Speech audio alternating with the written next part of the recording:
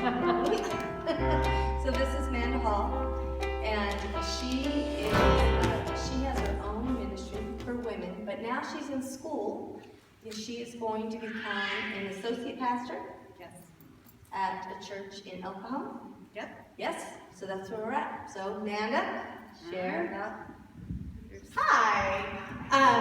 So when Bobbye and TL sent out the email about the 5 deadly Ds and what do you feel like you would like to talk about? And of course, a lot of my story surrounds depression. And so I said, I typed back, well, I could talk about depression, but I guess if you need to, I can talk about death. And I get the email back from TL, that's exactly what I wanted you to talk about. So guess what? That's what you're talking about.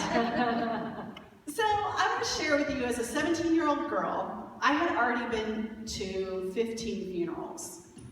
My dad was 18 years younger than his youngest sister. So he had 5 older sisters that were all 18 and older than he was when he was born. So in that, I experienced a lot of death of his family because they were all significantly older. So I was the only kid kind of in that family line that I got to go everywhere. So I experienced funeral after funeral. And then at the age of 17, I had to experience the loss of my mother, who I didn't really have all that great of a relationship with, but she was just starting to get into the church and she was starting to get involved. And when she passed, I became angry at God. I was not happy with him. I was starting to think that, oh, you get close to God, you die. Like, that's not a good thing. Like, I don't want to be close to God because everybody that I know that's getting close to God is dying. So I had never really experienced grief in a way of really truly accepting the loss. A couple years goes by, I'm married, I have a little baby girl, and my aunt, who I was so close with, who always encouraged me and always built me up, she passed away. And she was just getting back involved in the church. So here are these old memories of this, you start going to church and you die, started to creep back in, like, I'm angry at you, God, why are you taking these people that have meant so much in my life and you're taking them away from me? So I was angry at God for doing that. I was not happy. I did not understand that. And as a young girl and as a young mom, I had become numb to death. It didn't have its sting. I didn't grieve, I didn't cry. I had to be the responsible one. When my mom passed, I had a 7-year-old sister, and I had to kind of step into that role of playing mom. Although my dad remarried shortly afterwards, I still took her everywhere. My husband and I joke now because we would take her with us, and they go, oh, your daughter looks just like you. I would have had to have been 10, like really, I mean, I could see that happening, but no, this is my sister. So I had to take a lot of responsibilities. There was a lot of time I did not take time to grieve loss.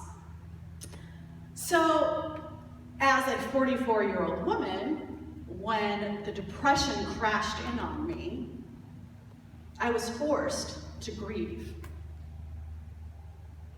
I was forced to face that loss. And it wasn't, loss and grief can happen with anything. You heard him share. You heard debt. You have to grieve those losses. You're going to hear about divorce, and you're going to hear about disease, and you're going to hear about depression. You have to grieve those things. You have to give yourself permission to grieve those losses. And it's okay. It's okay for us to grieve. I thought that it was a weakness to grieve. I didn't want anybody to see me, I'm strong. I'm an independent girl. I don't need to shed tears. But I grieve. I don't let that penetrate. It's okay to grieve and to cry and to share your loss, whatever that loss is. It doesn't have to be just death.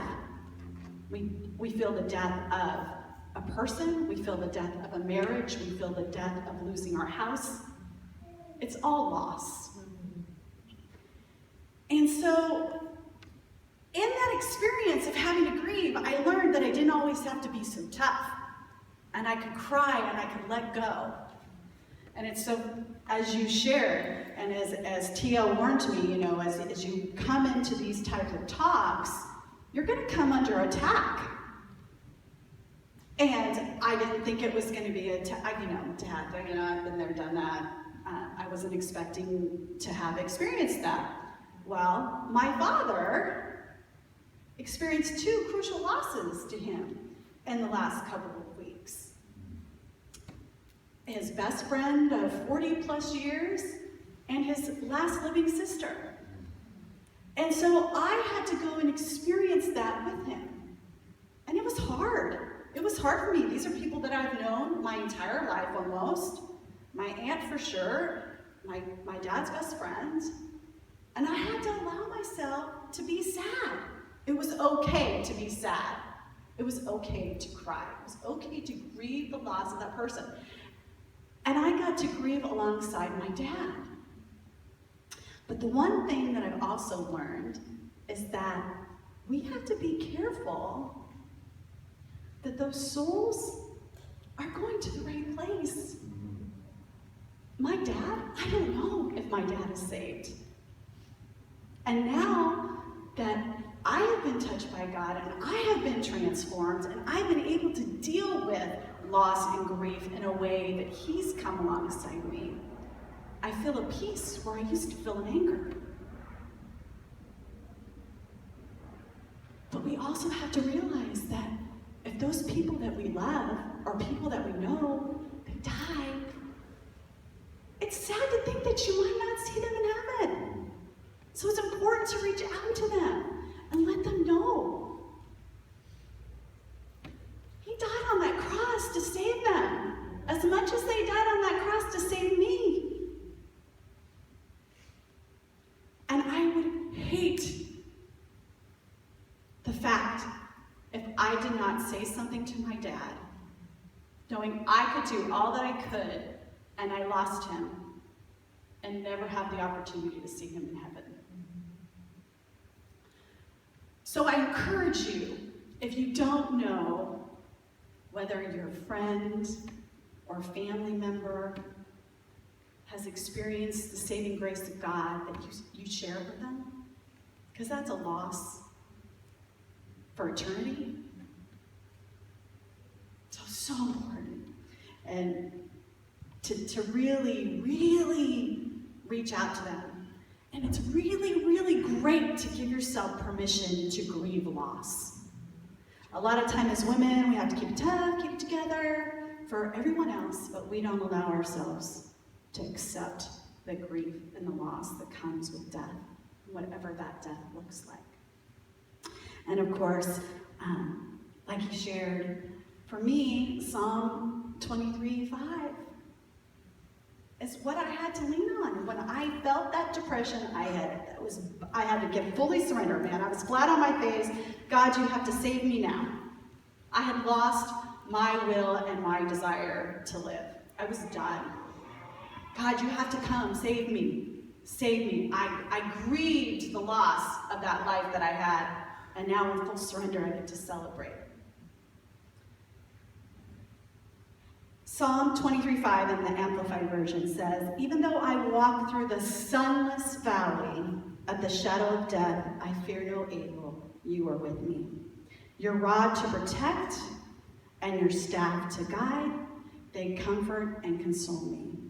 He is the ultimate comforter. He is the ultimate consoler. And He wants to carry our tears. He wants us to grieve. He wants us to celebrate loss, even though it's hard and it hurts. But He wants us to give it all back to Him. He wants to be the one that consoles us. And when I allowed Him and stopped being angry at Him, He was able to do that for me. And He can do that for you. Give yourself permission to grieve the loss. It's okay. He can handle the weight of our tears. He can handle the weight of our anger. He can handle the weight of anything that is weighing on our shoulders, the burdens of our heart, he can handle. But it's okay. Give yourself permission to grieve that. And it's also how we respond in the loss that matters. We can pick ourselves up. And that can have an impact on somebody else. Don't be afraid. It's okay to be angry. It's okay to be sad. It's okay to grieve. Whatever loss is to you, whether it's death, debt, depression, divorce, disease, whatever it is, give yourself permission and know that his death is enough to cover it all.